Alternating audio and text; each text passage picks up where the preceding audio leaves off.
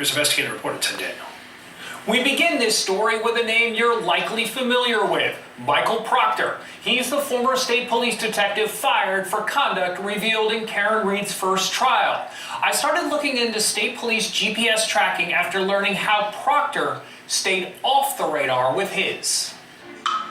Michael Proctor was fired for his texts about Karen Reed and for what he did on where he was making time and a half. You also investigated Michael Proctor for this allegation of drinking on duty, correct? I did. Proctor and Canton Police Detective Kevin Albert drove to the Cape in Proctor's unmarked cruiser. While investigating a cold case, they stopped for cold beers at Treehouse Brewery and Sandwich, and then dinner and more drinks at a restaurant in Hanover on the way home. Proctor's cruiser was equipped with a hardwired GPS tracker. State police began installing the devices in all of their vehicles in 2019.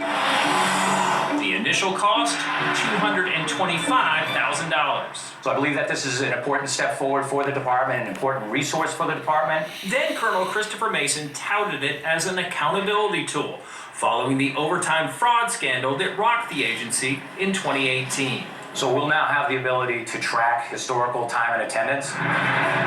25 Investigates filed a public records request for Proctor's GPS data on the day he went to the Cape with Kevin Albert. If you go by the report, Proctor drove a total of 8 seconds that day and never left his hometown of Canton. The rest of his travels were never recorded. With a flip of a switch, he was able to turn his tracker off. And fair to say you found no violation of misconduct in that respect. Correct. Michael, would you like to make any comment? Proctor was never disciplined for turning off his vehicle locator because he was authorized to. You can't shut your radio off, so why would you shut that off? Dennis Galvin is a retired state police major and president of the Massachusetts Association for Professional Law Enforcement. There are roughly 3,000 state police vehicles with GPS locators on the road.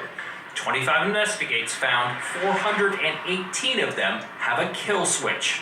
An agency spokesperson says tracking can only be disabled with a supervisor's permission, and only in sensitive investigations where location data can put people at risk.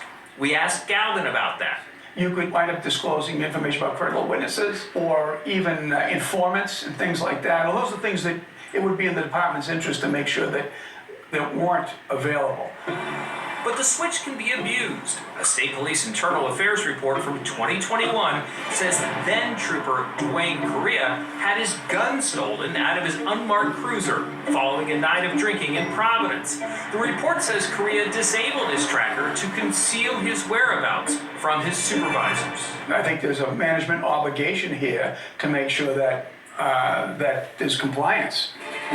State police denied our request for a list of all the vehicles where tracking can be shut off, calling it detrimental to the security and safety of uniformed members. A state police spokesperson tells me newly appointed Colonel Jeffrey Noble recently increased oversight on the small number of requests to temporarily disable the system to protect the personal safety of troopers, victims, and witnesses. And state police say that GPS data is cross-referenced when reviewing